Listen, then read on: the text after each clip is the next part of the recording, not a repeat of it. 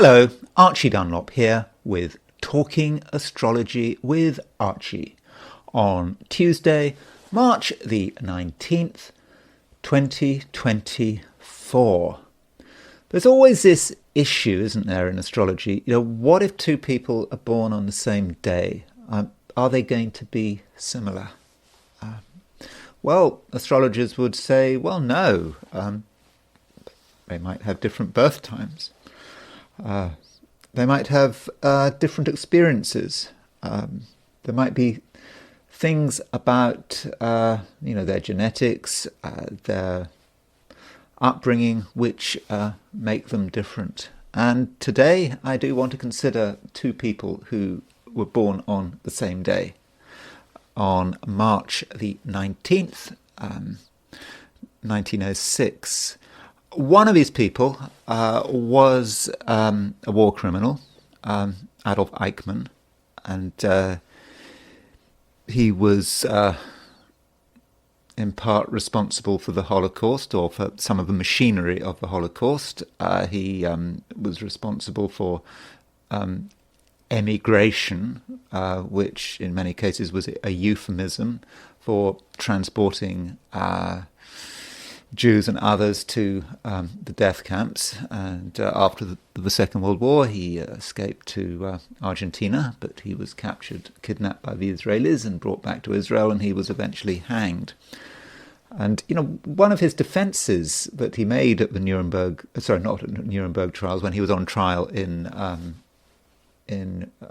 Israel, was he said, I was not a responsible leader, and as such do not feel myself guilty. The other person born on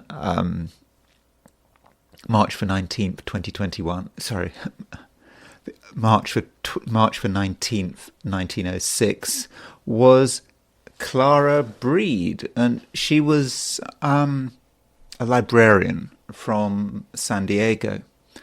But strangely, she was doing things at the same time as Eichmann, which were in a way completely the opposite. So in the early 40s, 1942 in particular, Eichmann was involved in the Wannsee conference, which was discussing the final solution and the extermination of Jews in Europe. But in 1942, Clara Breed was involved in not similar, but she was, that's the wrong way of putting it, she was involved in responding to something rather similar. In the United States government, with its the president was FDR, Franklin Delano Roosevelt, was effectively deporting Japanese Americans, and there was this Executive Order 9066, where Japanese Americans were interned because they were considered after Pearl Harbor to be a threat. Now, remembering what Eichmann had said, he said, I was not a responsible leader, and as such do not feel myself guilty. He was not taking any responsibility for what was going on. He wasn't a very senior official. He was just a bureaucrat organising it. Now, Clara Breed was just a librarian, but a lot of her, when she was a librarian, a lot of the people visiting the libraries were Japanese American children, and she stuck her neck out. She actually wrote things opposing Executive Order 9066, and she made a great effort to keep in touch with these children, to send them things, to advocate for them. In particular, publishing things opposing the government's policies. So, what's interesting about Adolf Eichmann and Clara Breed is that they seem to have responded to their horoscopes in diametrically opposed ways. one of them takes a view, it just follows orders and is part of the process of deporting people to death camps. Okay, the Japanese Americans were not being sent to death camps, but Clara Breed was not involved in that bureaucracy, but she, sending Japanese Americans to their to be interned, but she was actually opposing it as an individual. As an individual, she didn't have to. I mean, I assume it was from a professional point of view, it must have been a bit of a risk, opposing, going against the government line. Who knows what ordinary people felt in America, but I do want to sort of ask this question: why are these two people so different?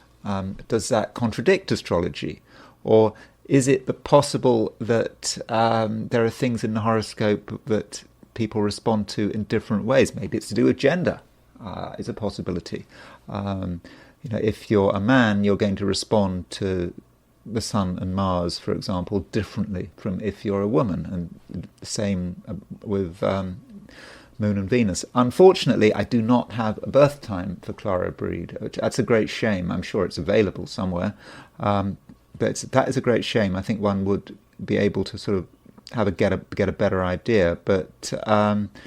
Anyway, I do want to look at their two horoscopes. I will be saying more about Adolf Eichmann, not least because his life is arguably more dramatic, and also I have a birth time for Adolf Eichmann, so that does mean that I've got more to say. Before I do that, though, I want to look at the astrology and the I Ching for today, which is Tuesday, March the 19th, 2024. So here is the chart for today. This is, as usual, it's set for noon in New York. The sun really is in the last degree of Pisces. It's about to move out. Move into Aries. In fact, if you're in New York, New York and the eastern coast, the equinox when the sun moves into Aries is tonight. It's at I think 11:06 p.m. It's even earlier if you're in Los Angeles and the west coast. It's 8:06 p.m. But if you're in Australia, Asia, Europe, the equinox is tomorrow morning, or even tomorrow afternoon, depending on where you are. So we do have a changeover. As the sun changes over late Pisces, the sun is close to a fixed star called Skeet, Scheat. Skeet is associated with disasters and shipwrecks. The sun is always going to be there at this time of year. So, be careful how you go. But especially as the sun is quite close to Neptune. Sun-Neptune conjunction has a certain feel of shipwrecks, doesn't it? Neptune being the planet of the sea in Pisces. So that is quite an important theme for the day. So we do have to be careful. We do have to be careful with water. Also, the moon is changing sign. The moon is moving from Cancer into Leo. Quite whether or not this is relevant to you does depend on your time zone. The sign change from a London perspective takes place at 1933, which is 7:33 p.m., 7:33 in the evening. So the moon is going to be in Leo if you're in London this evening. If you're in Europe, if you're in Paris or Berlin, then it'll be an hour later. It'll be at 8:33 p.m. So yeah, the evening you might notice a bit of a change. You know, a little bit less emotion as Moon moves into Cancer, perhaps. Bit more of a spark with Moon in Leo. A greater sense of self and the importance of self. Now, this sign change does happen earlier if you're in the Americas. If you're in New York, then the sign change will happen at, let's get this right, it will happen at 3:33 in the afternoon. And if you're in the West Coast, it will basically take place 0:33, which is around lunchtime. So, yes, the Moon is going to be in Leo, is moving into Leo today. You will feel that if you're in the Americas or in Europe, and I suppose in Africa, but in the evening. But further east, the Moon moving into Leo is something really that's going on tomorrow. Now, as far as what is the main aspect today, I would have said that the main aspect today is a semisquare between the Sun and Jupiter.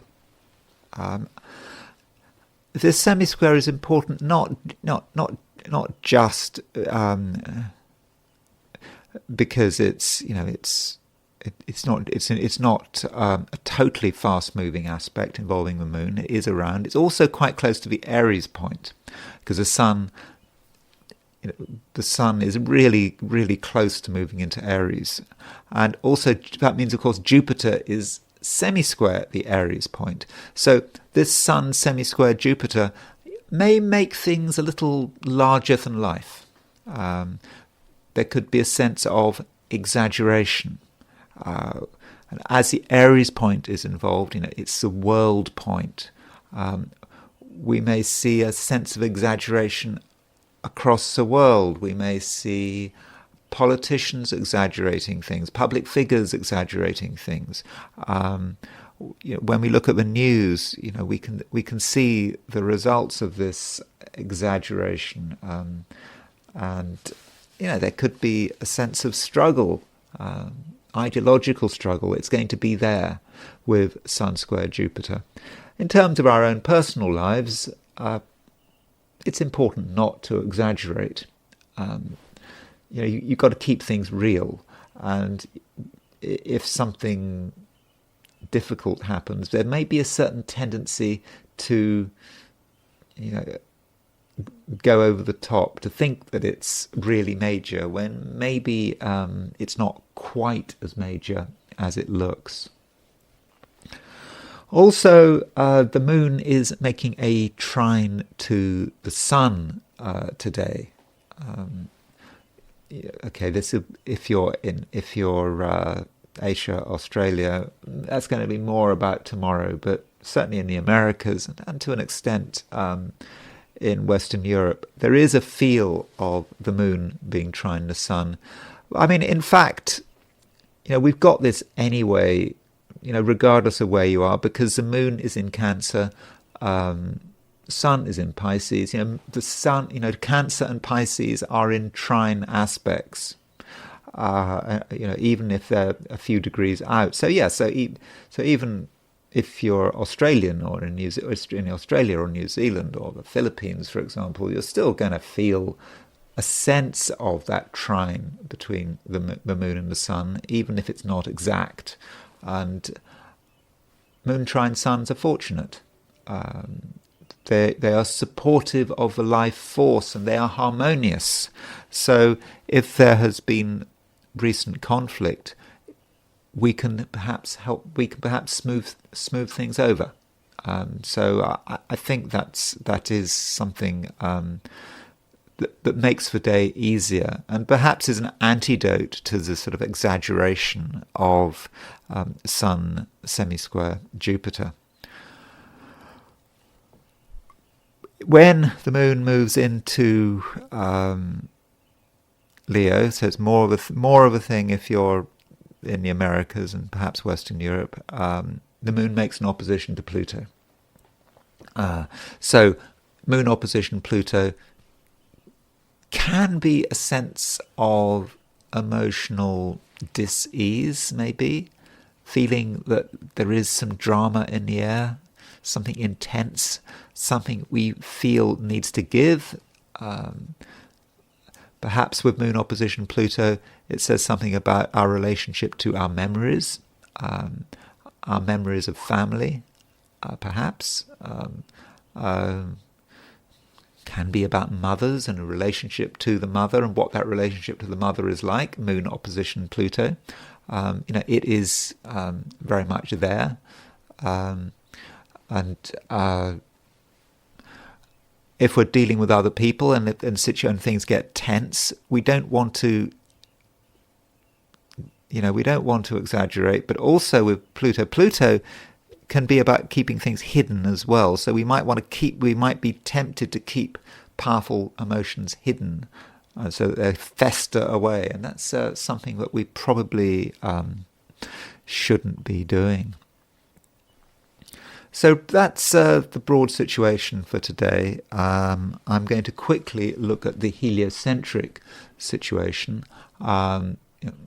Because what you're looking at here is the position of the planets from a perspective of the Earth, the geocentric perspective. So let's just put the Sun in the middle, just to see if we can pick up anything interesting. So from a heliocentric perspective, as of yesterday, we still have this T-square involving Earth opposition Neptune. You see, yes, Earth is separating from the Neptune. Remember, the Earth is on the verge of going into Libra. You see, that's by definition. When the Sun goes into, when we have a geocentric chart, the Sun moving into Aries is the same as, from a heliocentric perspective, the Earth moving into Libra. And we can see that the Earth moving into Libra is starting to make a trine to Pluto, and it is making a square to Mercury. So this heliocentric T-square, Neptune opposition the Earth square Mercury. Mercury is at 0 degrees Cancer. This could be quite powerful. I think that we're living in a world that is confused. We're living in a world where people can jump to the wrong conclusions.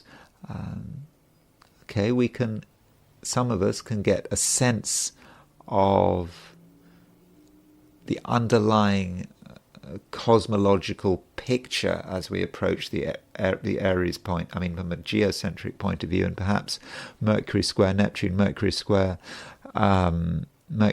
the Earth, just gives us some insights.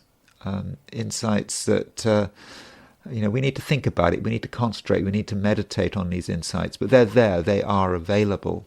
And while the Earth moving towards a trine of Pluto, well, that's more about tomorrow. But as that trine approaches, there may be a sense of drama. There's powerful stuff going on. So, from a heliocentric perspective, there's a reminder that we need to be careful. It's a world that is chaotic, and it's so easy to reach the wrong conclusions. So that's the heliocentric picture, and I am now going to look at the 12 signs. These, therefore, then are these are my forecasts for today. Let me just, not quite, I've got one thing to change because I haven't, let me make sure that we've got the Aries point. Sorry about that. Okay. These are my forecasts for today, which is Tuesday, March the 19th, 2024. These are my forecasts for the 12 signs. Aries, you continue to have a lot to say, even if you're not in the mood for it. In fact, I don't think you will be in the mood for it for much of the day. You would prefer not to have to say anything. Perhaps you would take the view that there are better things to do. But sometimes you just can't help yourself. You see a responsibility to speak that's still very much with you. And if you don't speak, then you're going to feel tense. You can see things going on that you don't like the look of. And if you do nothing, then as far as you're concerned, things could just move from bad to worse. I think your impulse is correct. There is an obligation to say something. But you have to be careful how you say it. If you come over in a very hasty way, without thinking through what's going on in front of you, then you could make a bad situation even worse. I'm not saying the situation needs to be bad. I think you just need to be aware of it. There is a right way to say something, and so you've got to get your words right. And it's not just about the spoken word, it's also about the written word. Letters have to be sent, emails have to be sent, text messages have to be sent. You know what they are. Every Aries is different. You've all got different priorities. You all have different situations that you need to be deal with. And I'm confident that you're going to be able to sort it out in a way that is correct. Now, one thing going on today that does kind of depend on your time zone is the fact that the moon is moving into Leo. So the moon has been in Cancer for the last couple of days, and from an Aries perspective, with the moon in Cancer, you've probably taken the view that you'd prefer to stick to your own territory. You perhaps wanted to be more isolated than usual, but now things are changing. If you are in the Americas, then the sign change is going to happen over the afternoon, and so really the last half of the day the moon will be in Leo, and that's a big change for you, Aries. I think you're going to be more an extrovert and more confident. Though if you are in Europe, then the sign change doesn't happen until this evening. And if you're in other parts of the world, really it's something to do with tomorrow. So I still have to talk about it because, there are people listening in America, in the Americas. A lot of people listening in the Americas, and so the moon is in Leo. Well, moon is moving into Leo during the last part of the day, and I think that does give you a great sense of confidence. But you also become aware that there are some things holding you back. At least that you're wary of. For example, other people. They may take up a lot of your time, or at least your thoughts about other people may take up a lot of time. You may become obsessed about certain other people. Maybe your friends, maybe you know people who have got particular problems and crises. There are always people who have problems and crises out there. That's always part of the human condition. But there may be people who could take up a lot of your time, and you don't really want to be bothered. And I would connect that with an opposition between the Moon and Pluto, which you may feel towards the end of the day. And that opposition between Moon and Pluto could be quite exhausting. The temptation is to give into it and say, well, if someone's got problems, or someone wants your attention, you should give it to them. But maybe not, because with the Moon moving into Leo Aries, it's really about yourself. It's about focusing on yourself and what you can do, and that should be your basic approach. Still,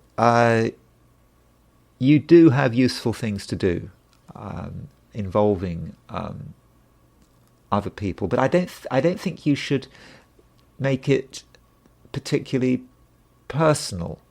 I think the way you communicate is important, regardless of whether the Moon is in Cancer or Leo, and you can bring people together. I think this has been going on for a couple of days. It's not just something about today. You can bring people together and you can create connections, but just make sure that no single person is taking up a large amount of your time. Taurus. For much of the day, Taurus, you are finishing things off, I suppose. I mean, there are things to be finished off. You may have to do a lot of toing and froing. You realise something hasn't been done, or something needs to be bought, or there's some preparation that needs to be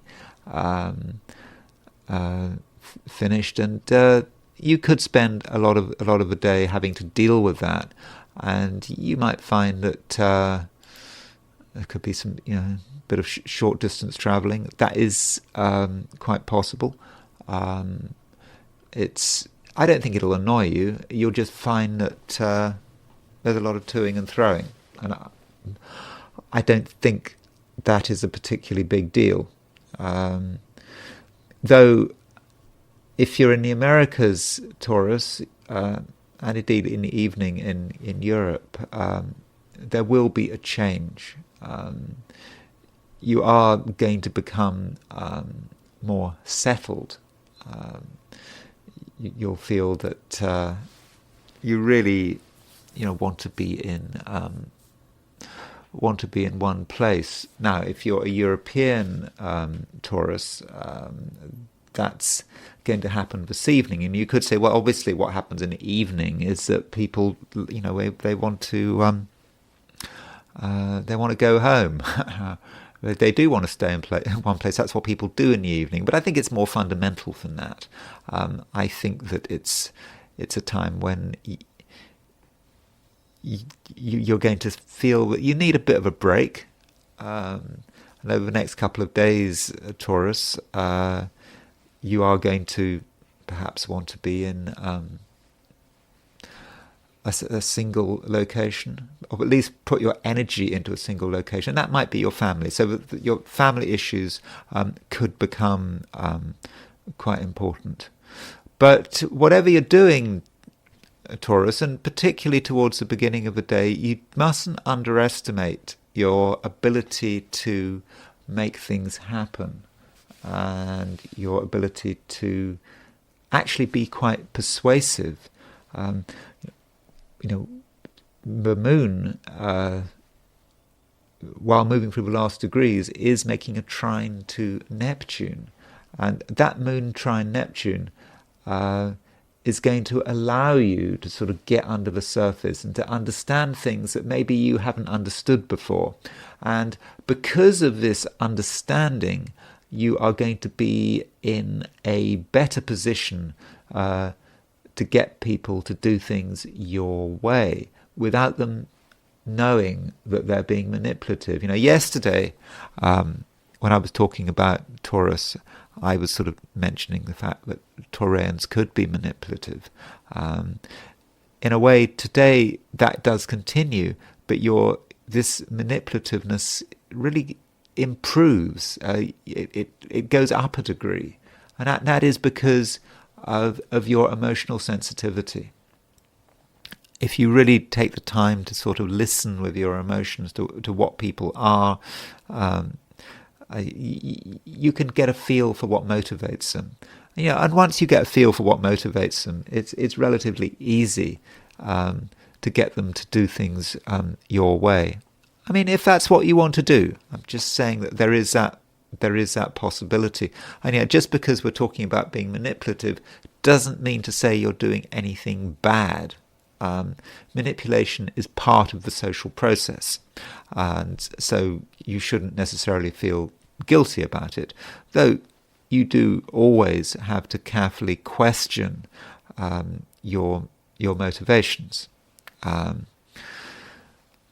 So that's the broad picture today. I don't think that it's a dramatically exciting day, and I think in many ways, Taurus, you don't want an exciting day.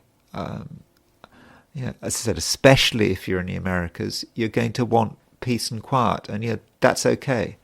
And once you're in your own space, you'll have an opportunity to recharge your batteries for the next day or two, and then you'll be able to move on to new challenges.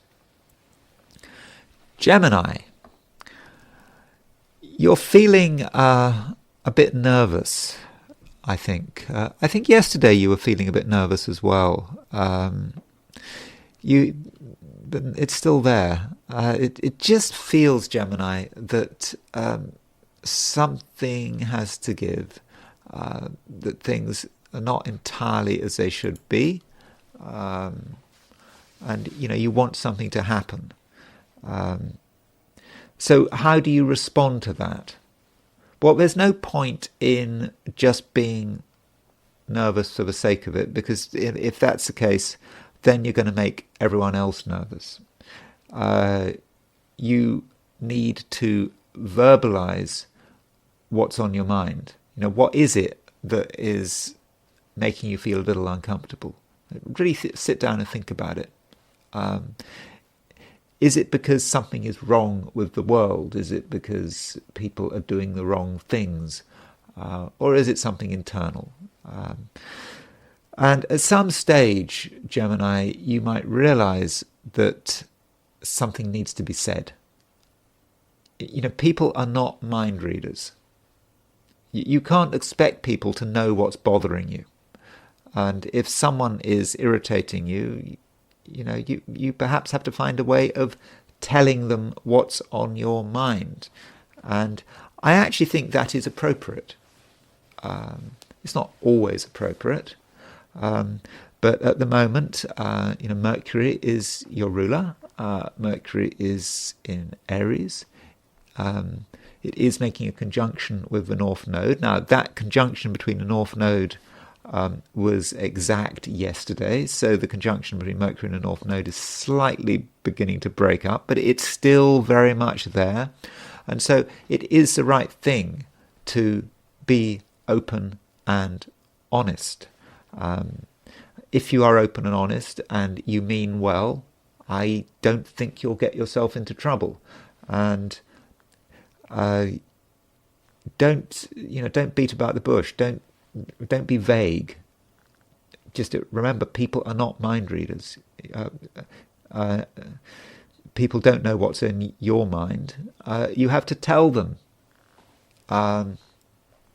And once you're open and honest, I think that things are really going to start moving. You will get your way. Okay, to begin with, there might be a little bit of tension. People might say something, ask what is Gemini doing, but make yourself clear. Use simple words, and I do think that you will get your way. In fact, I think you can clear the air. And I think your ability to clear the air will get stronger as the day progresses. And if you're an American Gemini, then particularly this afternoon and this evening, when the moon moves from Cancer into Leo, this is a time when you really are going to be able to move things forward. You'll be able to communicate in a way that is not just natural, but is understanding. And I think you'll be able to have an understanding of other people's egos. That's the thing with Moon in Leo. Yes, you are dealing with people's egos, and people don't like to be criticised. But with Moon in Leo, Moon moving through Leo, I think, Gemini, you will be able to take into account of this issue, and so that might be the best way of dealing with things. Of course, it's not always about arguing with people. That's not what it's not the only thing it's about. It is on a basic level, it is about expressing yourself, and self-expression today is going to be really important, and it's going to be the kind of self-expression that does involve an audience. It's not some private thing, some private thing where you have, I don't know, your own personal creative world. It's not that kind of thing.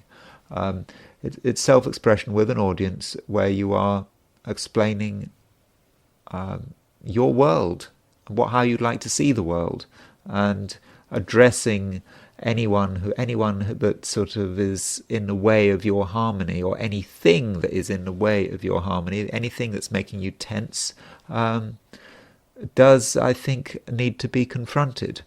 And that's, I think, the best way of dealing with the day's energies. Cancer. The moon is now right at the end of your sign. At noon New York time, the moon is at 28:12 Cancer, less than 2 degrees to go before the moon leaves the sign. And if you're in the Americas, this afternoon the moon changes sign. It moves from Cancer into Leo. If you're in Australia and New Zealand, okay, that's not going to happen until tomorrow. In Asia, in Australia, New Zealand, that's not going to happen until tomorrow. So it does depend, but the moon is certainly on the verge of leaving Cancer. In some ways, this sign change does make you less powerful. I mean, it has to. I mean, the moon is, it's well placed in Cancer. And so the moon moving from Cancer to Leo is, quite a major transition. The moon actually doesn't work very well in Leo. Leo is too hot for Cancer. It's just too dry and arid. The moon doesn't really function very well there.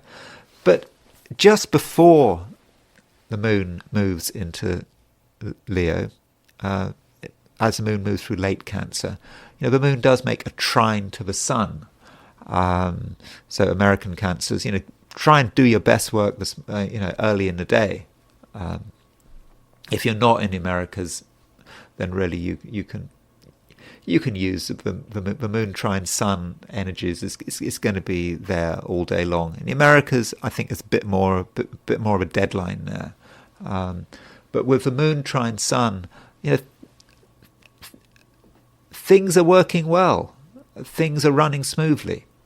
There is a sense of harmony, and just before the moon leaves Cancer, you can really get on well with people, and at the same time,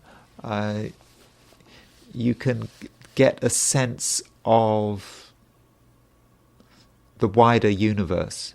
Because the moon is not just making a trine to the sun, it's actually making a trine to Neptune as well. And it can be actually quite a spiritual aspect, moon trine, the sun-Neptune conjunction. It gives you a broad picture. It allows you to feel what is going on in the cosmos. And this might have a sort of religious or spiritual or philosophical implications. You might get a sense of what you really believe in. I said, especially this morning, if you're in the Americas, a real sense of what you believe in. So if you're an American Cancer this morning, I know you've got many things to do this morning, but try to spend a little bit of time on something inspirational. Maybe you can sort of get up extra early and do, if you have to work, do something so you can go somewhere special before you go to work, or while you're at work, or just have a few moments if just on your own where you can tune into the cosmos. I think that's really important, Cancer. Because as I said, it is a special time for you, and where you can really start to understand the world, and also understand the problems of the world. I mean, the sun is now on this fixed star called Skeet, which is to do with disasters, shipwrecks, things going wrong. It's not that it's anything personal, but I just think that with that Cancer, you're going to have an understanding of, I suppose, what is wrong with the world. You can see the world for what it is. There are opportunities here, but you can also understand perhaps what needs to be fixed, and that's how you should address these energies. But really do try to do it early, because if you're an American Cancer, when the moon goes into Leo, there is a change of gear. And there may be things to deal with that you don't really want to deal with, and that also really applies to European and maybe African Cancerians, because this evening the moon moves from Cancer into Leo. Again, Asia, Australia, New Zealand, that's tomorrow's issue. But with the moon going into Leo, where it makes an opposition where it makes an opposition to Pluto, suddenly things start to become a bit complicated, maybe financially complicated. You maybe start to become aware of financial issues, or you maybe start to become aware of other people's financial issues. Maybe not just other people's financial issues, other people's issues in general.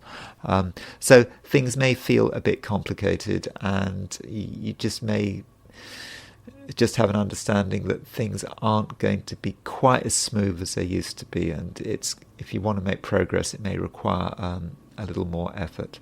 But we're dealing with short-term stuff. Remember, this is a daily forecast. Moon is in Cancer every month. Moon is in Leo every month. So we're talking about the moon, which it's a fast-moving planet. Okay, I know it's a satellite of the Earth, but it's fast-moving, and so that's what these daily forecasts are about. Leo. It may be a day of two halves, and that kind of depends on where you are.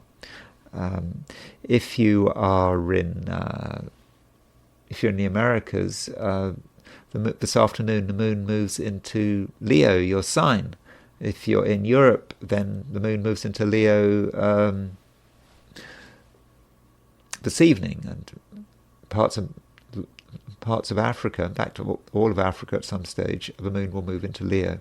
But if you're in Asia, particularly sort of Eastern Asia, I don't know, Pakistan and I suppose further east. The moon doesn't really go into Leo until tomorrow. But assuming that you're in Africa, Europe, America, the moon will at some stage go into Leo, and that's especially important if you're in the Americas, because really for maybe as much as half the day the moon is going to be in Leo, and for the first half the moon is going to be in Cancer. So it is a changeover day, and it's a changeover day in the sense that with moon in Cancer, many Leos have been feeling somewhat introspective. You haven't been really ready to take on the world, and now things are changing. You're feeling, okay, now's the time. You're starting to understand what's going on. You're starting to get a sense of who you are and what you want to do, and it is now time to move forward. But you do have to be careful. Today, the sun is on a fixed star, Skeet. This star Skeet is right at the end of Pisces. It's let me just get a check on this. I haven't really looked this up. The sun is on. Sun is right on Skeet, and Skeet is associated with disasters. That doesn't mean to say that you're going to have disasters. I think it's more about you being aware of the potential for disasters, and it's a sense that you can see perhaps that the planet on which we live is on the brink of disaster. Okay, it's not on the brink of disaster, I mean in an absolute sense, because the planet has had to deal with a load of bad stuff over the millions and billions of years it's been around, but it does feel like that. And I think Leos are going to pick up on it more than others because the sun rules Leo, and the sun is on Skeet, and the sun is also conjunct Neptune. So how do you deal with that? Well, firstly, you could just put it down to sensitivity. You're more sensitive than other people to what's going on in the world, and really that doesn't impact you personally. Alternatively, you may feel that you need to do something about it. If you are in a sort of a campaigning mood, and you might well be actually. Some Leos are going to be quite focused at the moment on political and ideological things, more so than usual. And so you might want to discuss politics, talk about politics, see how you can get involved. That's, there's nothing wrong with that. So if you've got any inclination to be an activist, then now might be the time to actually do something about it. So you have to think about perhaps what are you on this planet for? You're not just on this planet for your own benefit, Leo. You are on this planet to help your community, help the world, make the world a better place. And it's not just about you. There is always a tendency when people are activists, for them to think about themselves. They claim they're thinking about the world, but they're just thinking about themselves. It's not about you. And with the moon moving into Leo, you need to realize that it's not just about you.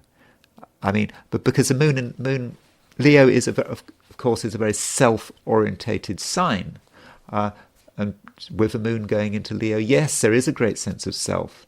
But then you have to think, what is the best way of using yourself? And perhaps you have to take the view that you have to put yourself at the service not just of humanity, but the world at large. And in the process, you might have to make some important decisions. It may occur to you, Leo, that some things are not really working. Maybe some people are just not really working. There are some aspects of your life which have really gone on for too long. Maybe you've been associated with certain people and situations, and you put up with them, but they're taking you in the wrong direction. And now it may be time to make the break. It's been brewing for a long time, this view that something needs to give. It's probably been brewing, I don't know, since maybe early February. But now something has to give. And some Leos may feel that they have to cut off contact with certain people and situations that are really not doing them any good. And I know that sounds kind of grim and serious, but it's not meant to be grim and serious, because as soon as you cut off contact with one thing, you start introducing something else into your world, and an ending is actually a beginning, and maybe that's how you should see it. So yes, Leo, it is a serious day. It should be a serious day, but it's okay. It's a day when you can get a real sense of who you are and what you are supposed to be doing. And this leads me to the next sign, which is Virgo. Virgo, you are you're feeling that something is not entirely right, and that means that you do have to say something.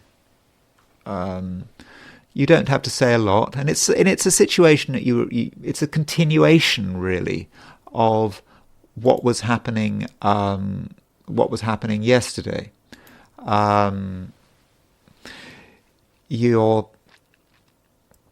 You're uncomfortable about something. You have been uncomfortable about something for a few days, and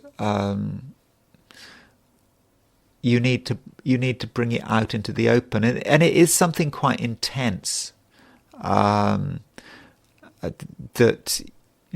you have you've really understood. You've finally understood it. It took you a long time to understand, and you've been thinking about it for a long time, but now it is really starting to click, and you can't really leave it any longer. I'm saying something similar to, I'm saying something similar to what I said to Geminis. Virgo and Gemini, they both have Mercury as their ruler, and I'm looking at Mercury. I can see the fact that Mercury, your ruler, is conjunct the Saturn-Uranus midpoint. Saturn-Uranus as a pair is about tension, and I was telling Gemini about their tension. That something has to give. And likewise with you, Mercury is conjunct the Saturn-Uranus midpoint. It affects you. And it may affect you in a way more than Gemini. Because, Mercury at the moment is in Aries, which from a Virgo perspective is a very intense sign.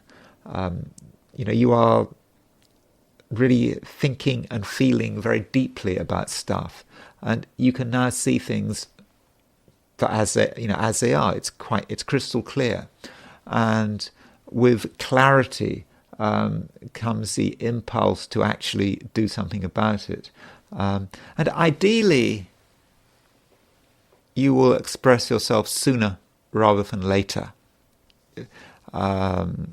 If you're an American Virgo, then probably this morning would be better than this afternoon.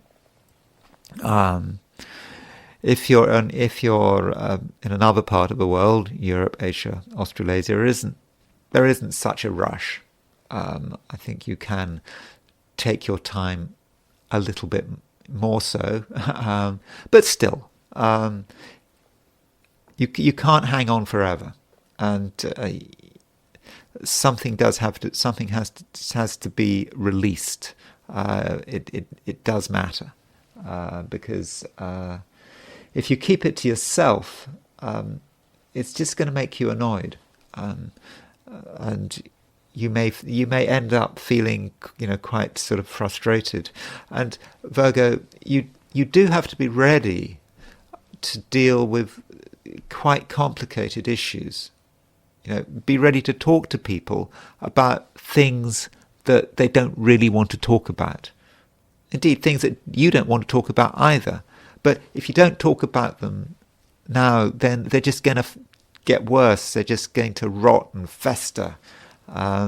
So I think, Virgo, it's just really important that you are able to get to the point. But on a positive note,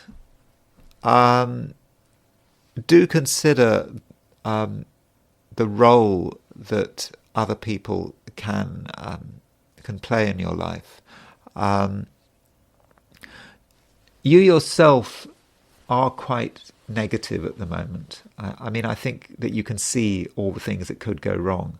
But there are a couple of people out there who do have a constructive and a positive approach that can take you above and beyond all the mess happening down here on Earth. So look to the people around you. Look to the people who have a vision, who are imaginative, but who are also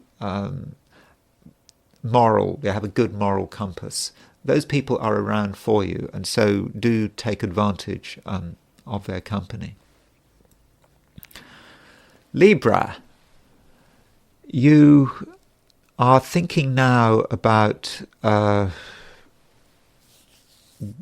how you can bring your inner vision out there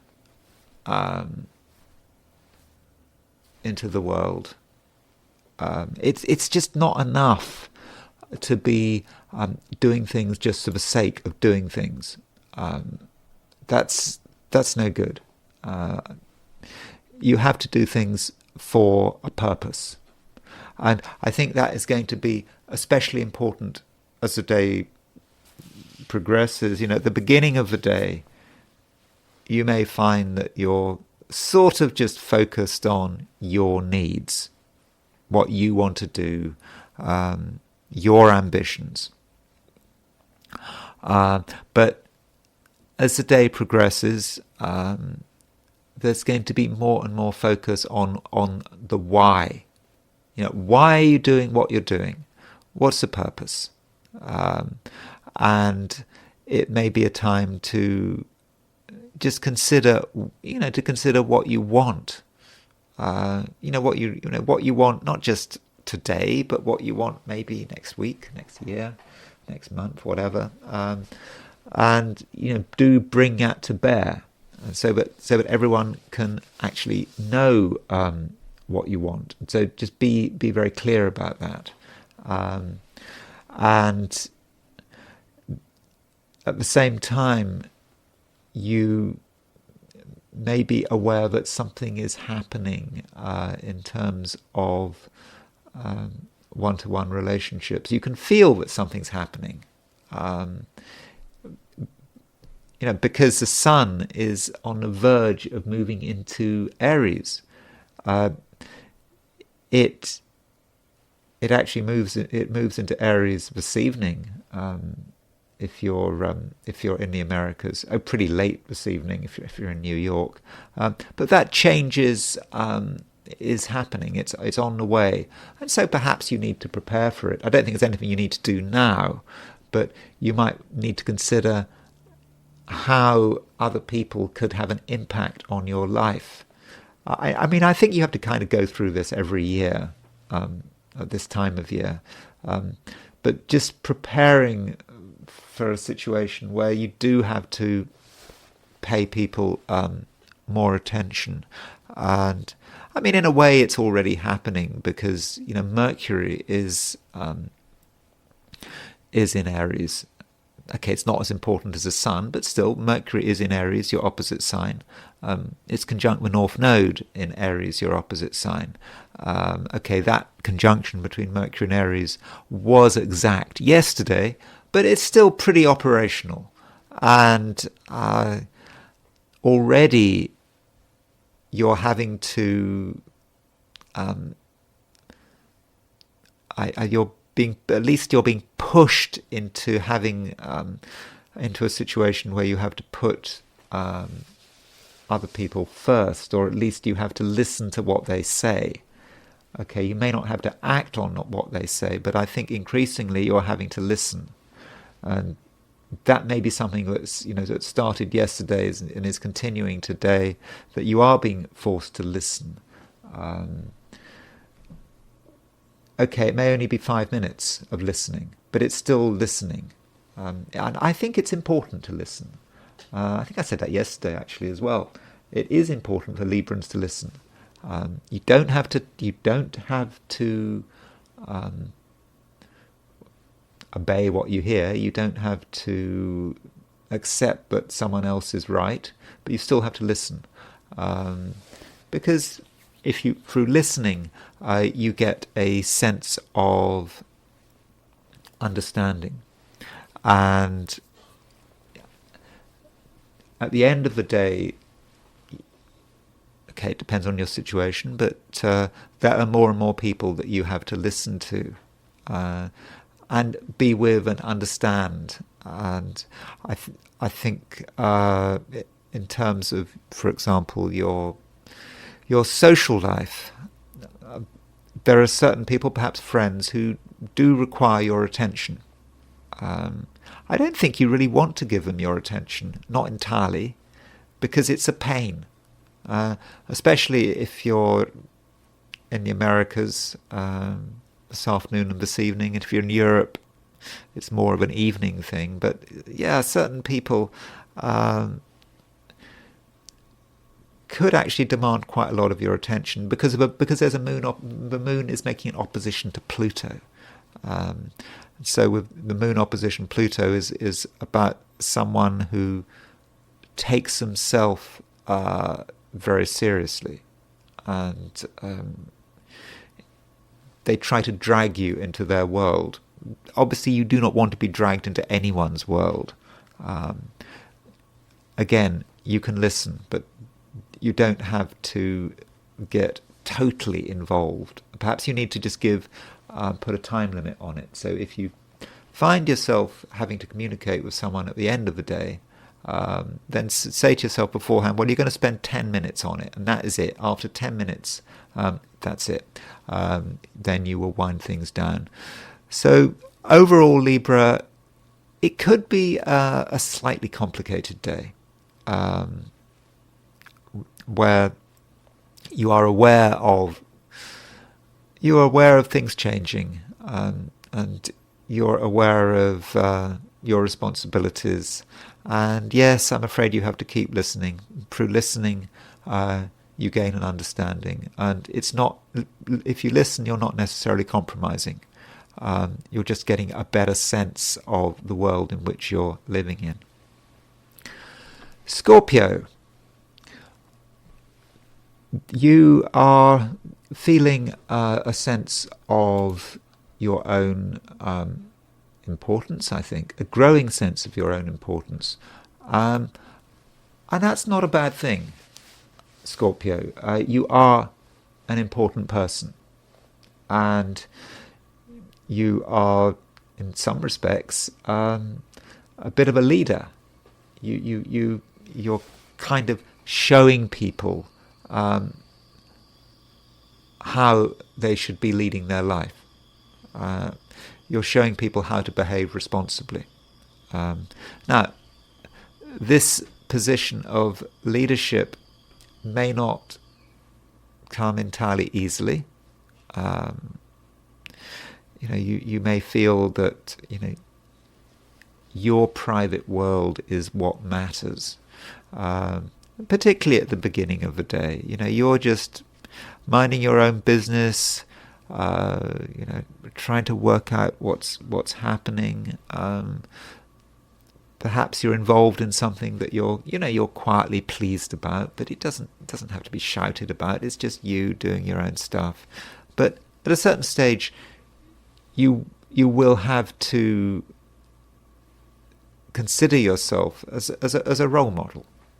Of course, if you are going to set yourself up as a role model or as a leader, in whatever capacity. That could be a leader in your own family, in your workplace. I suppose you could be a politician, but in whatever capacity, people are looking at you, and I think that to an extent, they're waiting for you to make suggestions. And I don't think that you should shy away from that. I think that's very much part of what you should be doing, especially towards the end of the day. But there is going to be resistance. To begin with, I think you're going to be quite a half-hearted leader, but although I suppose by tomorrow you're probably going to be more comfortable in this situation, whatever it is. And part of your ability to be a leader and to be someone who can make things happen is your current ability to bring people together. I think I talked about it yesterday, even the day before, your ability to bring people together, because it's very strong. Don't underestimate it. I think it's because you are respected. You're respected a lot more than you realize. I think you may take the view that who cares what you do, that you're not important. It's not true. People do look up to you, and I think it's because they regard you as being serious, and you are serious in your own way. And I think that seriousness is quite clear at the moment. So see what you can do. Regard yourself as being in the center of things, and if you're not in the center of things, then you perhaps need to move into the center of things. Put yourself in a position where you can really start to make things happen. Yeah, it might not feel feel like anything you want to get involved in, but you do have to think about what you are supposed to be doing, and what you are supposed to be doing is having a long, hard look at everything going on around you, considering what is wrong, what is right, and then communicating that. That's what you're supposed to be doing. If you happen to be working today, then there may be a certain sense of drama. Certain people are being maybe over-dramatic. They're exaggerating things. And at first that might seem a bit troubling. But then you realize that what you have to do is bring everyone down to earth. That might be something you've got to do. So and it may not just be about your work. It may be any involvement with society, organizations, people exaggerating. Your job is to bring people down to earth. to explain the reality of the situation, and to put things in perspective. And in that way, Scorpio, you can you can be a force for good, and you can create stability. Sagittarius. I do think that things are getting less complicated.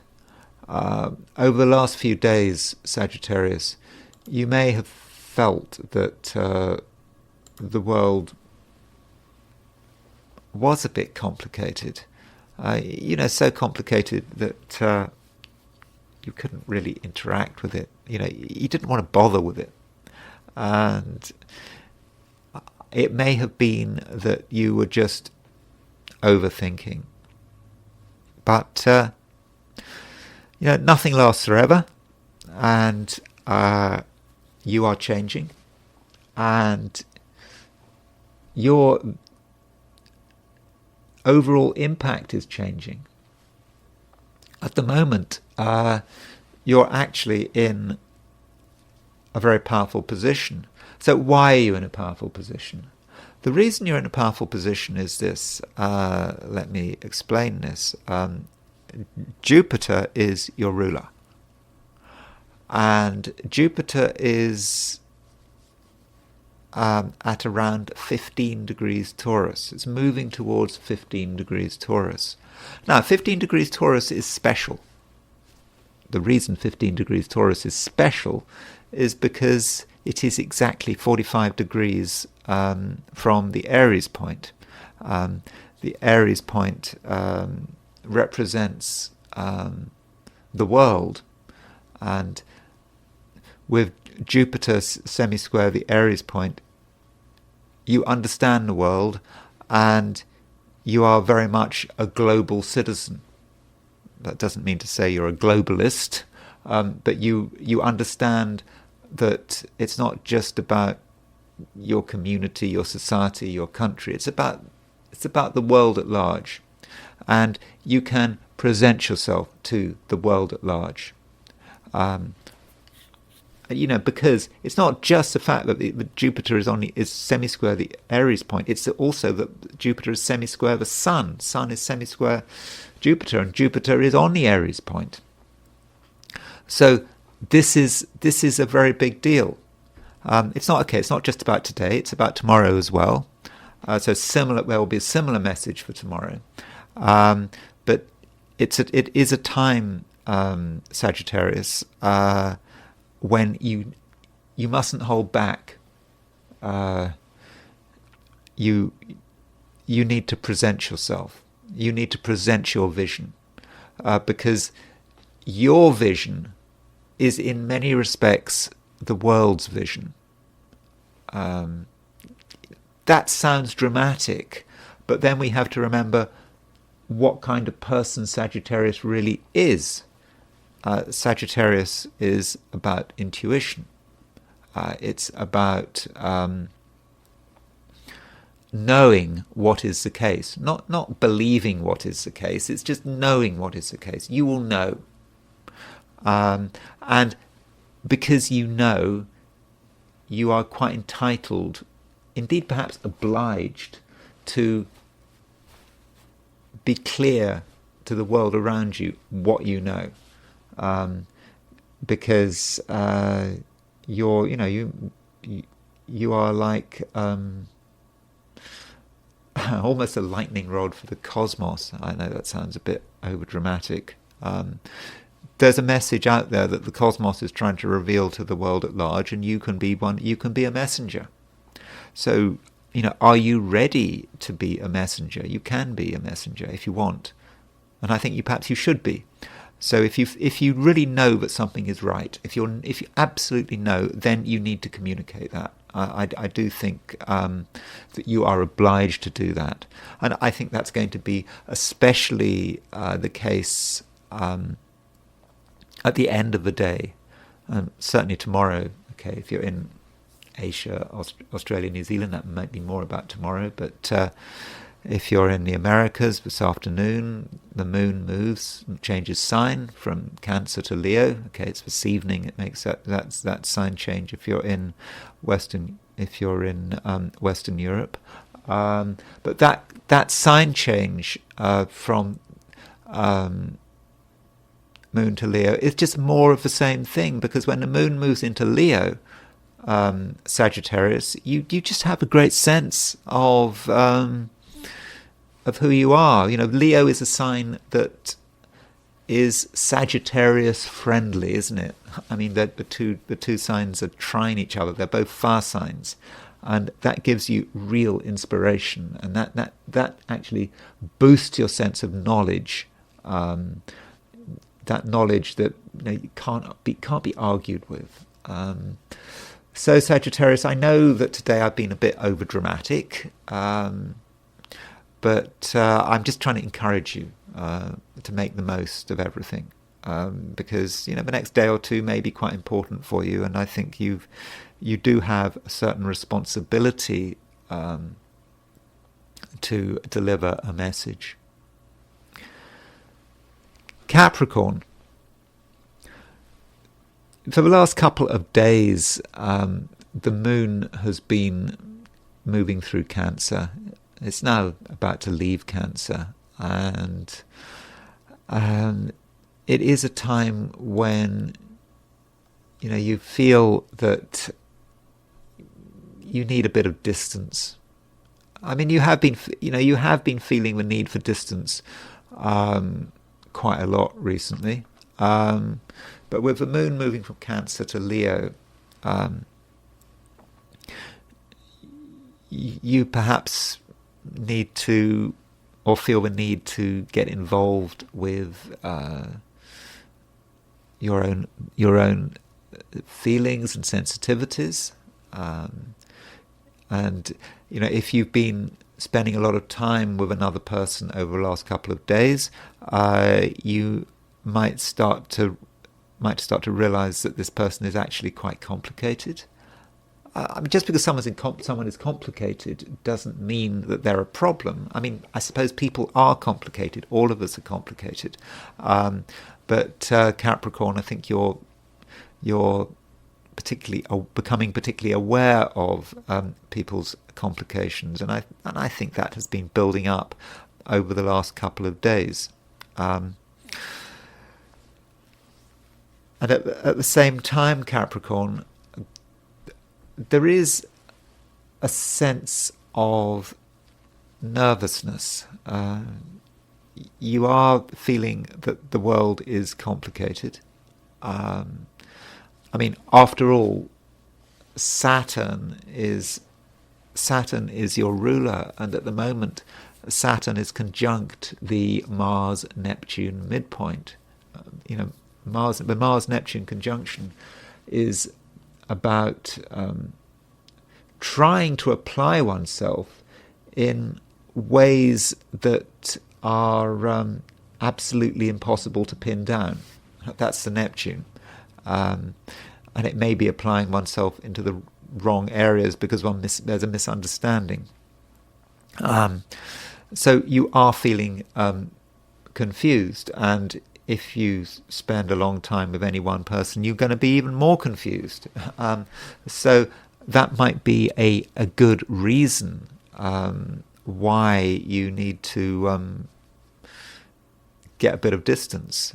You don't want to overload. I think that is certainly important. And also, if you have a bit of distance, you're in a better position to understand what's going on, and that's really a continuation of yesterday. I think yesterday when I was talking about your sign, I was emphasizing the importance of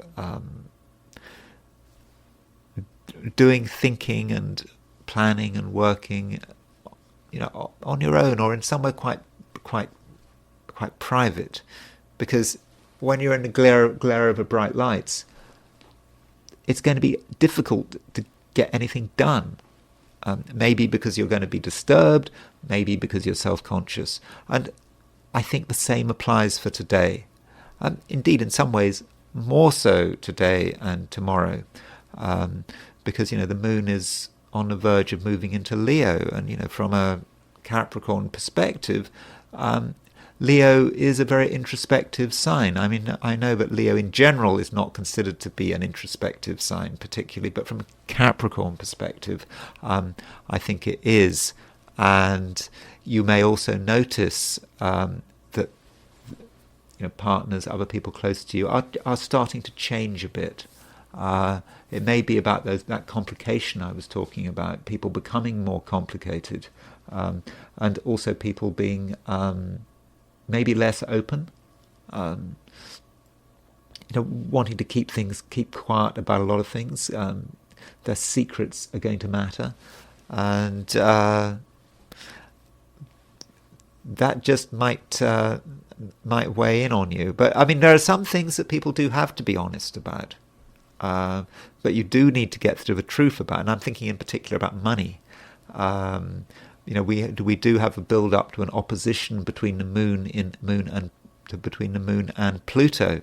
So Moon-Pluto opposition is about people wanting things to be secret, not wanting to reveal things. But that Moon opposition Pluto is falling across the finance axis of your chart. Moon in Leo, opposition Pluto in Aquarius. Someone not wanting to be honest about money. So you have to get to the truth when it comes to money. Okay, maybe not today. Depends on your time zone. I think if you're in the Americas, it's more about today. If you're in East Asia, Australasia, it's more about tomorrow. But there is something that has to give, and if you can get to the truth about one particular financial matter, I think the better for everyone. Aquarius, you're starting to turn your attention to other people. I mean, it can't be avoided. As an Aquarius, you do value your independence, it's true. But there are certain people that can't be avoided. Okay, maybe you can put it off. Maybe you can put it off until tomorrow. Depends on your time zone. More so if you're Asia, Australia, New Zealand. Okay, that's more of an issue for tomorrow. But certainly in the Americas, as the day progresses, it becomes clear that someone wants your attention. And that's not a situation you're entirely comfortable with. Because, when the moon moves into Leo, remember the moon moves into Leo mid-afternoon if you're in New York, at lunchtime if you're in the West Coast, this evening if you're in Europe. When the moon moves into Leo, it makes this opposition with Pluto. And I would see this about you valuing your own privacy, valuing your own space, but having the challenge of having to deal with someone else or some external irritation. It's not something you want to be bothered with. But it does seem that you do have to be bothered with it. And it's a bit of an issue, and you have to sort of behave in a sort of a grounded, natural way, and not make a big scene about protecting your privacy and regarding your privacy as being the most important thing. Yes, of course, your privacy is important, but still, I think in many cases there is someone out there who does need to be accommodated. And so what's the best way of dealing with the situation? I think the best and quickest way of dealing with the situation is to talk it through. in quite an animated and strong way. You don't have to make it complicated. Say it. Say what's on your mind. That way, things can resolve relatively quickly. Okay, they might have to resolve through an argument, but at least that's a resolution. And that may be something that you actually have to deal with, or maybe you want to deal with it. Don't be afraid of an argument. It was true yesterday. It's true today. I mean, Mercury is making a conjunction to the North Node in Aries. And Aries, from an Aquarian perspective, is a very communicative sign. So it may be that the best way of dealing with annoying people is to address them directly and see how they respond. Now, if they don't want to be addressed directly, well, okay, you can just say you've tried your best. If they don't want to discuss it, then that's not your fault. And so that way you can take the view that you've done what you had to do. You tried, it didn't work, but it's so what. So really, Aquarius, that is the main theme for today. I do think perhaps there are a couple of things of a fairly routine nature that may have to be finished off today. Because if you don't finish them today, it's going to be very difficult to finish them tomorrow. So if you've nearly finished with something and you were planning on finishing it, say, tomorrow or later on in the week, it's not going to happen because there'll be other distractions and you won't be able to get anything done. So it's probably a good idea, Aquarius, to clear the decks if possible. So I'm ending on quite a mundane and trivial note. Pisces, you're in a strong position, Pisces, but you probably don't realize you're in a strong position. It's for the same reason that Sagittarius is in a strong position, and it's all connected with Jupiter. So if you were listening to what I was saying for Sagittarius, I was saying that Jupiter is at 15 Taurus. It's 45 degrees from the Aries point. It's also semisquare the Sun, and the Sun is we're about to have the spring equinox. So the Sun, the Jupiter, your ruler, is in a really strong position. You are in tune with what's going on in the world. Absolutely. You may not think that anyone cares, but actually they do care, or at least they will care. And it's important that you accept the situation and you live up to your responsibility.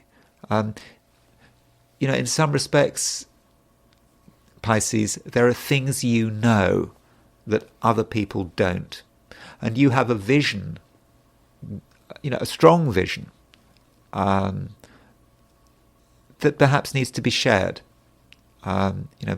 Pisces is actually quite a visionary sign.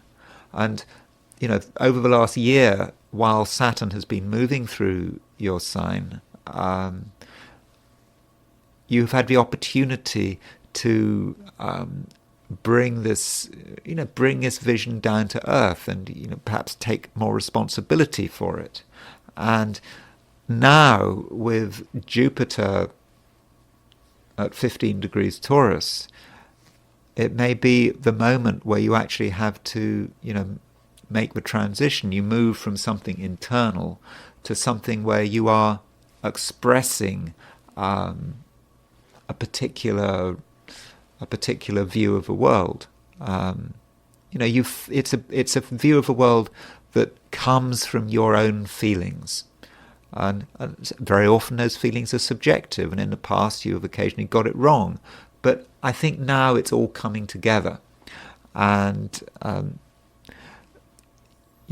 many people in this world are just totally clueless. They don't know what's going on. They don't know what's going to happen next. They feel insecure. But you, Pisces, because you're so at home with the tides, with the ocean, with the chaos of the seas. That's you. That's what Pisces is about. You're familiar with it all, and you now understand it all, and you can actually provide people with certainty and optimism. Remember, Jupiter, your ruler, is a very optimistic planet. It is about optimism, and today I think this optimism is really something that you can start bringing to bear, and it's not a trivial thing, and it's not just for today. I think certainly tomorrow you need to continue with this, and also you need to ask yourself, you need to what has been going on since last year? What has been developing in the Pisces world? You had Saturn moving into Pisces last March. You had Jupiter, your ruler, moving into Taurus. I think it was May of last year. So how have you changed since the beginning of last year? Because now is the moment to start to bring it all to bear. It's all developed, and I think you come from a position of understanding. I understand you may be completely underestimating yourself. You may not be able to recognize this, but the moment has perhaps arrived for you, Pisces, and it may be time for you to actually start to force people to listen. Well, you don't have to force people to listen. They will listen because they need someone like you, and hopefully you are ready to live up to your responsibility. Okay, so those are the 12 signs, and now I want to shift gear and look at today from the perspective of the I Ching. So, as always, I threw 3 coins in the air. I asked the question, what is Tuesday going to be like from a perspective of the I Ching, from a perspective of those watching the I Ching segment of this video. So the first hexagram I threw, and in fact, it's the only hexagram I threw, and it was standstill.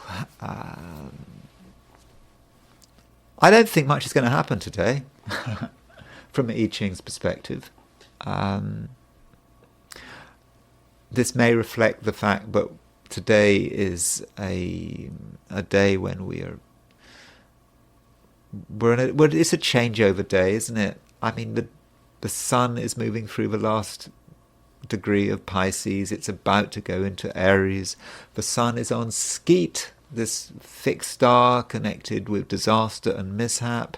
And today the hexagram we've got is standstill. It feels like nothing is happening, and everything is in the wrong place. The inferior elements are strong. That might be people's lethargy, people not wanting to do anything. Maybe people only thinking about themselves.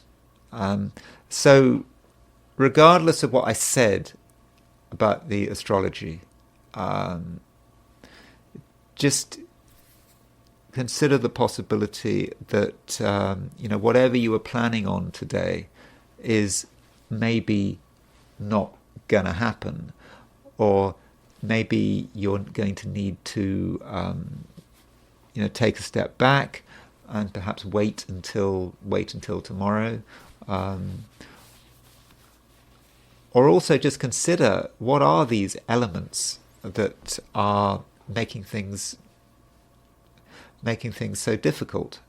Who are these people who are holding you back?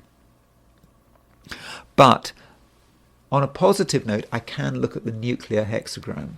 The nuclear hexagram is the hexagram in the middle.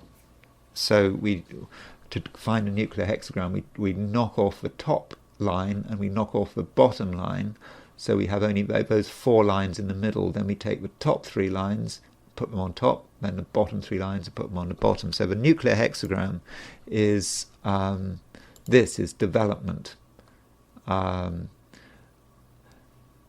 So you can see how that works.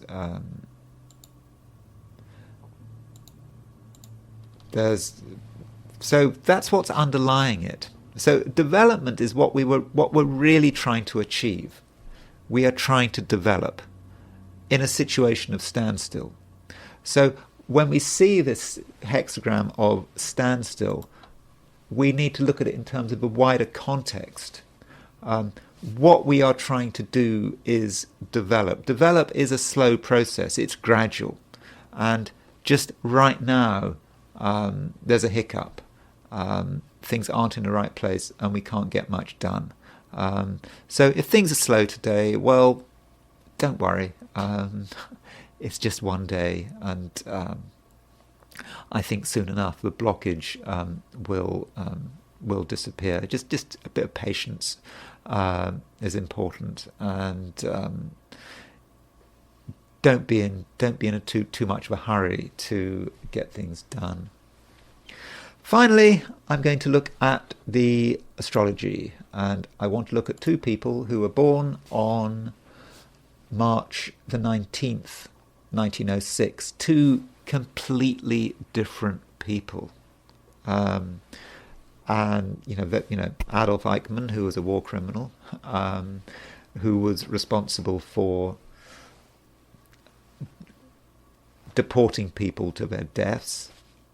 He was an enthusiastic deporter towards the end. He did all he could, even right at the end of the war, to sending Hungarian Jews to their deaths. Just as even as the Third Reich was collapsing, he was continuing to do it. So he was a bureaucrat. He claimed he was just following orders. He did what he could to execute these orders with great zeal. Fled to Argentina, was kidnapped in 1960 by the Israelis, brought to Israel, and then he was hanged in 1962. And he was born on the same day as Clara Breed. So I wanted to look at Clara Breed's chart. Now, I don't have a time of birth for her. But she was born March 19th, 1906 in Fort Dodge, Iowa. So I suppose at some stage she must have gone to California to be a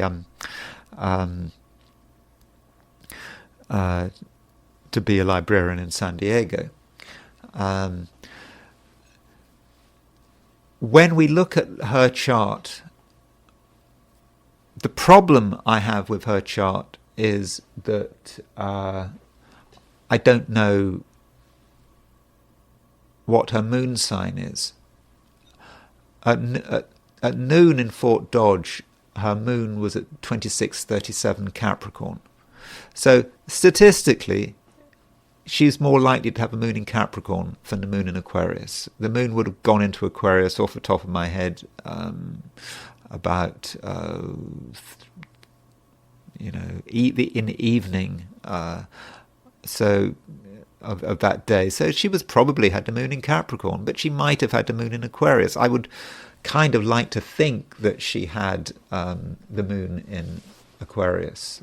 It makes more sense because clearly this was a woman who was very sort of independent-minded. It must have been difficult to stand up against what your government was doing. And it's just interesting, isn't it, that both Hitler and Roosevelt, they came to power within 2 years. Within 2 months. Hitler came to power in January the 30th, 1933. Roosevelt became president in March 1933. Because in those days it wasn't January, but it was a changeover period. It was March. So in March 1933, Roosevelt came to power, and they came to power when Saturn was in Aquarius, and Roosevelt was Aquarius, and of course the Nazis came to power when the Sun was in Aquarius. So it's sort of Aquarius feel to both the Roosevelt regime and the Nazi regime in 1933. Obviously very different. I'm not really making a direct comparison, but in both cases you have the view that the state knows best. It was a very state-orientated world. That was perhaps the world we lived in. I wasn't alive then, but it's the world we were in. And in both cases we saw deportations. In Hitler's case, in the Nazis' case, it was about, obviously, genocide. FDR wasn't about genocide. It wasn't even about killing these Japanese, these American Japanese, but still they were transported to internment camps in the Western United States. I think that Clara Breed was particularly concerned about the children. Well, I think they were mainly transported to internment camps in Arizona.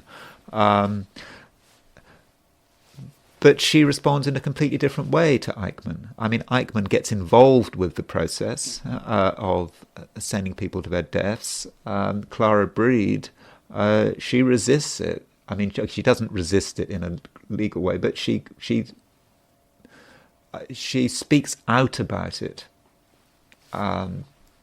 She writes about it, and she tries to support the people who are being, particularly the children who are being sent to these internment camps in Arizona. So what is it about her chart that allows her to do this?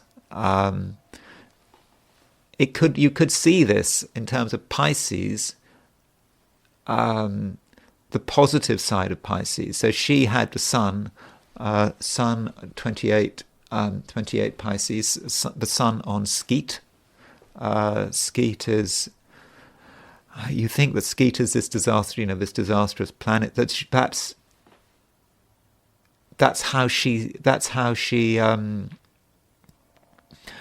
sees the world that she's living in. She sees this disaster of this internment, but it's of these children being sent off to be interned.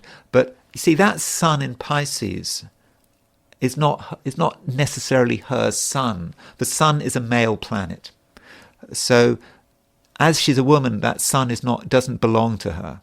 Potentially, perhaps she projects it. That might be how she perceives the government. Whatever, the president, male authority figures who are doing things like ordering, this Executive Order 9066. She is more going to be about, you would look more at the female planets, the moon in Capricorn or Aquarius, Venus in Aries. That's how, Venus in Aries may say something about who she is. Venus in Aries is a woman who is very clear about, right and wrong. She doesn't worry about expressing herself, and that Venus in Aries, it's a strong Venus in Aries, because it's in mutual reception by exaltation with the Sun. So you can see that Venus in Aries is in the Sun's exaltation, and the Sun is in Pisces, which is in Venus's exaltation. So you've got Venus mutual reception to Sun, so it is a strong Venus. She's also got Mercury in Aries, so she doesn't like these children being sent off to internment camps. So she's open about it.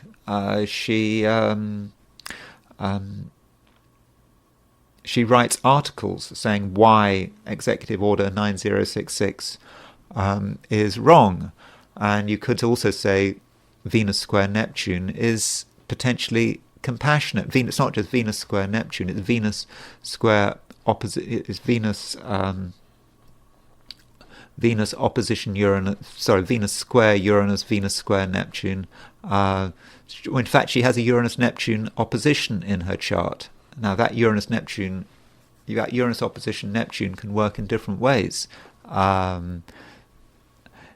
It could be a very unaware planet. A very unaware configuration. Uranus opposition Neptune.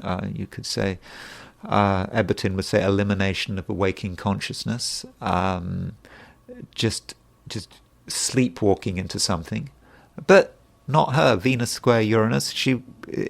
It riled her up. What the internments, and so her Venus is a strength. The moon, again, we don't know where the moon is. I'd like to think her moon was in Aquarius, because what she was doing was very independent-minded. You know, it must have been very difficult to stand up and criticize what the government was doing at a time of war. I mean, this is just after Pearl Harbor. That must have required quite a lot of courage. And so you would have thought, well, moon in Aquarius, that would fit it better. But we have to be honest. Statistically, it's more likely that her moon was in Capricorn.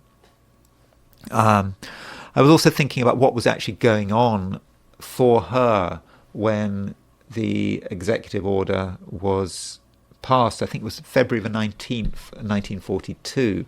So the executive order, I don't know exactly what time it was passed, but the executive order 9066 was passed on February the 19th, 1942. That would have been so that's sort of few months after Pearl Harbor, just as the sun was moving into Pisces, and there was a Mars-Saturn conjunction in Taurus when that happened. So as far as how the executive order hit Clara Breed, so I'm assuming that she was, being a librarian, she was reading the newspapers. She knew what was going on in her country. And what I noticed was that here are her nodes. So she had the North Node in Leo, the South Node in Aquarius. So what is the correct way to use North Node in Leo, South Node in Aquarius? South Node in Aquarius, Aquarius is the sign of state power. Often you want to connect it with totalitarian regimes. That was the past. That's what she's moving away from. Her North Node is in Leo. It's about being independent-minded, and you could say that Leo, we don't have a time of birth for her, but Leo is the sort of fifth sign, and it may have a general association with children, perhaps. And this Mars-Saturn conjunction was hitting her nodal axis. So Mars was at 20 Taurus, so she had Mars on her nodes, she had Saturn on her nodes. So this Mars-Saturn conjunction was hitting her nodes. So that Mars-Saturn conjunction that took place when the executive order was passed was hitting her nodes, and so that was encouraging her to do what she was supposed to do. So you can say in her case, she had a challenge and she lived up to the challenge. And so the positions of the planets for her on March the 19th, 1906, she was perhaps using them in a positive way. And so that's one side of March the 19th, 1906. Then we have the other side, and we have the horoscope of Adolf Eichmann. We know when he's born. He was born at 7:30 p.m. And we know where his moon is, therefore. We know he had the moon in Capricorn. Now, he being a male, he's likely to project his Venus and his moon, where the sun is his. It's not going to be projected. Likewise with a Mars, that's his. It's not going to be projected. And we know he has Uranus-Neptune opposition, like Clara Breed, but because we know the time of birth, we know exactly what house it is in. We know that that he has Neptune on the midheaven, and he has Uranus on the IC. I mean, Neptune on the midheaven. This may be someone who is unclear about where he's supposed to be going in life. He didn't do very well at school, but he found a purpose through an ideology. Getting involved in Nazism, that was his purpose. Neptune in Cancer. And that sun in Pisces, it's not projected, it's his sun on Skeet. So Clara Breed, she had a sun in Pisces, and you can think about Pisces, about,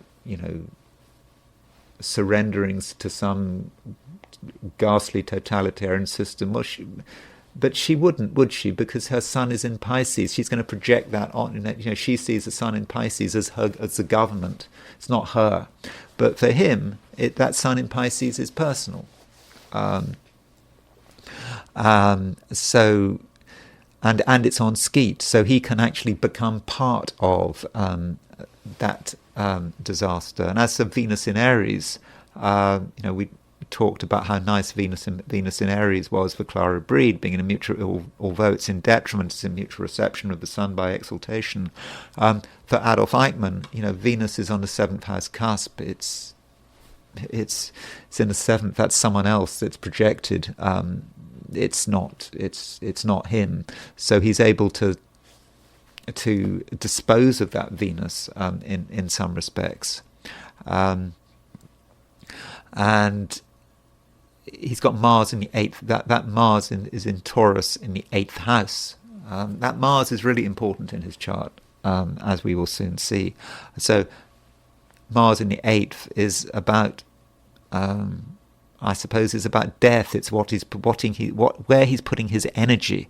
Yes, you see, Clara Breed had Mars in Taurus, but Mars is a male planet, so she might have been projecting that onto the outside. It's not. She doesn't necessarily have to take full ownership of that Mars in Taurus, and Mars is in its detriment in Taurus. So there is Eichmann's Mars in Taurus on the 8th house cusp, and with his Uranus on the IC, you could see that in several ways. You could see it in terms of what he's inflicting. I mean, he is someone who's involved in deportations. Uranus on the IC, uprooting people.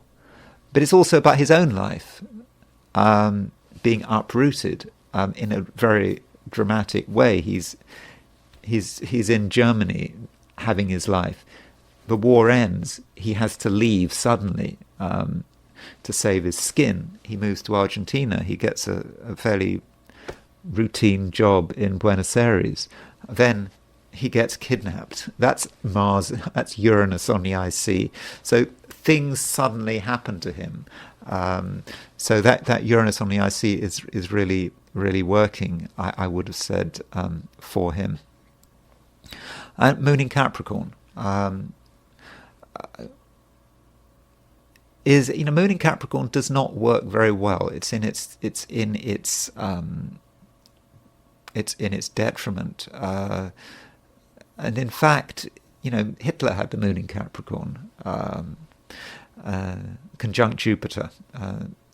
That's why it sort of perhaps worked well for Hitler in terms of getting to power, maybe. But he had Moon in Capricorn. He's just thinking about what he has to do, what his obligation is, how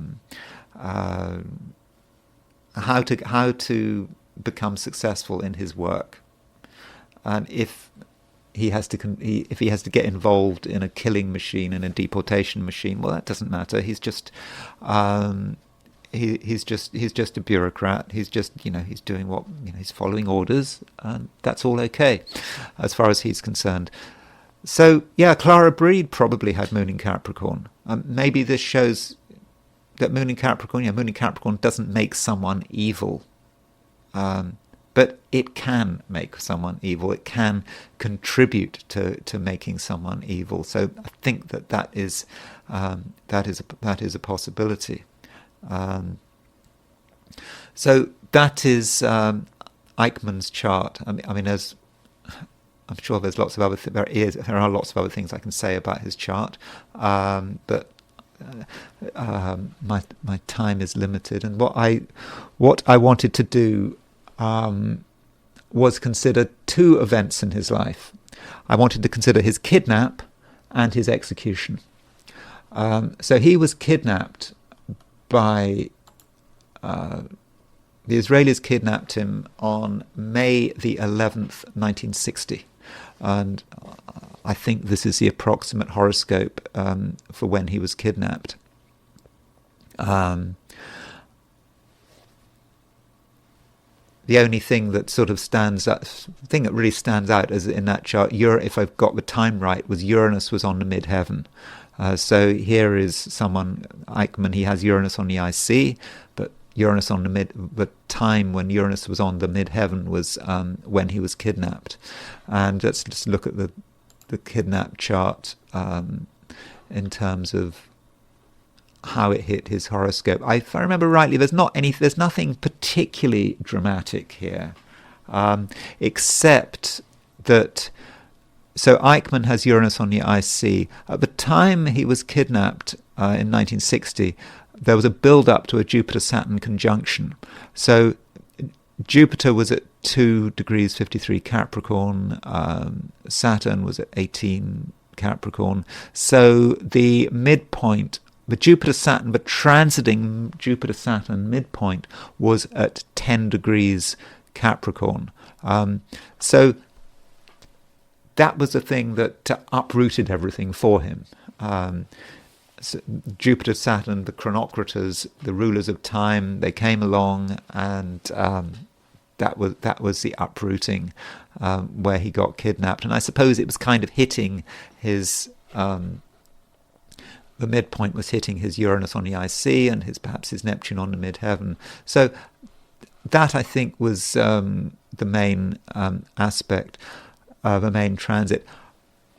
Though we should also notice that Mars just moved into Aries, and this is perhaps a good illustration of annual profections. So the annual profection is when you have a ruler of your life for every year.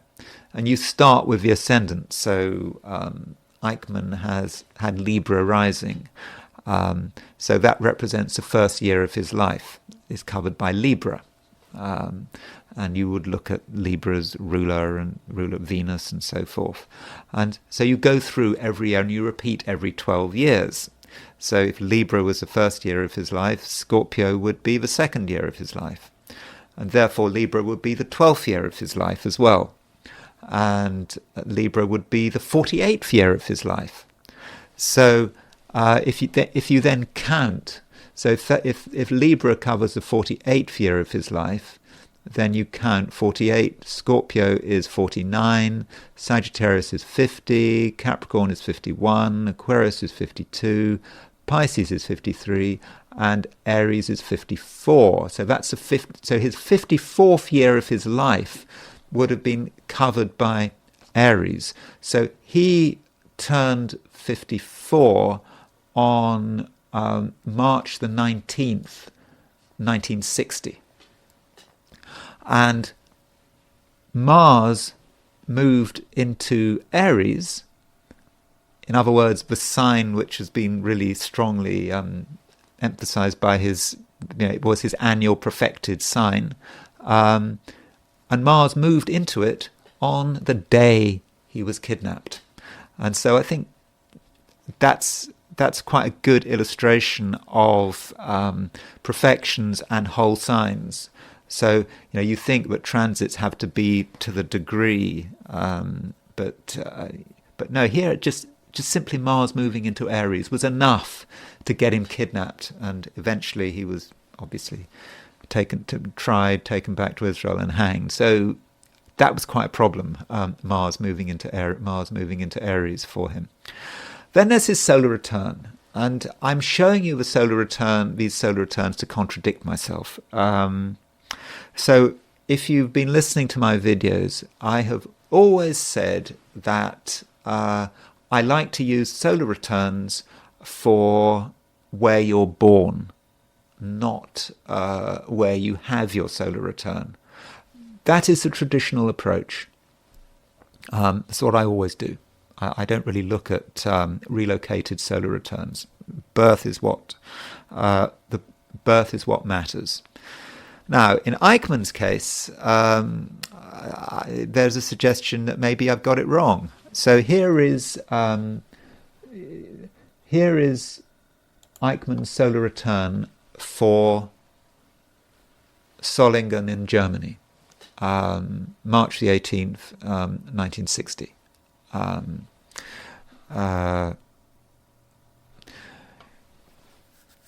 Is it a spectacular solar return? I mean, can you... does it grab me, this solar return? Well, in this solar return, there is Mars-Uranus opposition. That's not good to have Mars-Uranus opposition in a solar return. That can suggest that something dramatic could happen. There could be an accident. If you're a Nazi on the run and you've got Mars-Uranus opposition in a solar return, then you might expect to be assassinated or murdered, or however you want to call it. So you might expect, if you're a Nazi on the run and if you've got Mars-Uranus opposition in your solar return, you probably would want to be careful. But what if we relocate this solar return to where he was, which was in Buenos Aires in Argentina?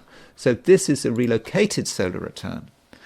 And this relocated solar return, by contrast, is incredibly dramatic, in the sense that Mars-Uranus, which was not very prominent in the opposition was there, but it wasn't particularly prominent in the chart. In this chart, in his relocated chart, Uranus is on the ascendant, and Mars is on the descendant, and so it becomes very prominent. And so, in Eichmann's case, it would have made better sense to look at his solar return for Buenos Aires, and not for Solingen.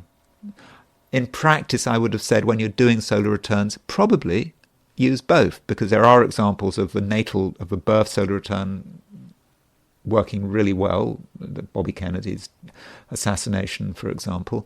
But so, yeah, if you're doing solar returns, it might be worth doing both. But his solar return relocated for Buenos Aires is certainly very powerful. And you've got Moon on the IC, which flux, because he had suddenly had to move home from a suburb of Buenos Aires to a prison cell in Israel. And finally, there is Eichmann's execution. Now, when there's his execution. There's a chart for when he was executed.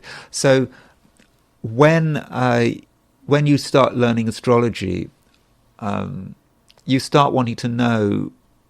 In fact, I think before I was into astrology, I always wanted to know what was happening when I was born. Don't you understand? You want to know what was going on in the world when I was born. And I was always disappointed that when I looked at what was going on in the world when I was born, that really not much was going on. I was born May the 30th, 1962. So when I looked at the list, when I looked at the list, what was happening when I was born, the only thing that turns up was Eichmann's execution. So I was born on May the 30th, 1962. Eichmann was executed on the stroke of midnight at June the 1st, 1962, pretty much. So that was a big event happening when I was born. So in a way, I've always been a bit extra interested in Eichmann and his executions because, Eichmann and me, we were walking the Earth. We had 2 days where we were on the same planet and alive, and he was executed on June the 1st, 1962. So this is the chart of his execution. I mean, I suppose you can see he's got Pluto was on the 7th house cusp. I mean, this is pretty much my chart. But what really matters is, of course, how these planets were to affect Eichmann. And now, going back to Eichmann's natal chart, he has got Mars on the 8th house. The 8th house can say something about the nature of one's death. He's got Mars on. This is dangerous, particularly if if you're a war criminal on the run. How's it all going to end with Mars in Taurus on the 8th house cusp? What does Taurus rule astrologically? Well, it rules the neck, doesn't it? So Mars, Taurus on the IC, there is a signature there of being hanged. Now, I do understand that a lot of Nazis got hanged. I mean, if you were a Nazi, they had all sorts of charts, and they all got hanged. A lot of them got hanged. Okay, some of them got shot. But in terms of once they were captured. But there is a signature of him being hanged in his natal chart. And when we look at his execution chart, and when we compare it to his birth chart, he actually had Mars, when he was executed, was at 2 degrees 11 Taurus. So in fact, Mars was conjunct his Mars. He was executed pretty much on his Mars return, and that really does reinforce how he died, the fact that he died through hanging. It had to be hanging with Mars in Taurus. One other aspect which I find a bit strange is his Venus, transiting Venus was at 10 degrees 35 Cancer, right on his midheaven. That's kind of weird, isn't it? It's a reminder there that Venus may not always be a particularly fortunate influence when it's transiting. Venus on the midheaven can be a bit of a problem, and that Venus was a trigger, and it was hitting his Neptune on the midheaven and opposition Uranus. Maybe it reflects the fact that it was a very public event. It brought him out into the public. He'd been a public figure during his trial, and then his execution, he finally gets a bit more publicity when he's executed. So those are the horoscopes of Adolf Eichmann and Clara Breed. I thought it was important to talk about both those people's charts to show maybe that... I was asked in a comment, can you tell evil from a chart a few days ago? And clearly this illustrates, no, you can't. It depends what you do with the planets. And, okay, there are factors like gender. Clara Breed was a woman. Eichmann was a man, so they would use their planets in different ways. Some will be projected, some will not be projected. But you've also got, perhaps, the issue of moral choice. Eichmann had choices, and Clara Breed had choices. With Clara Breed, when Executive Order 9066 was put out, it hit her. There was a Mars-Saturn conjunction hitting her nodes, and she didn't go into her South Node in Aquarius, which is sort of accepting government authority. She went into her North Node in Leo. She did what she felt was right.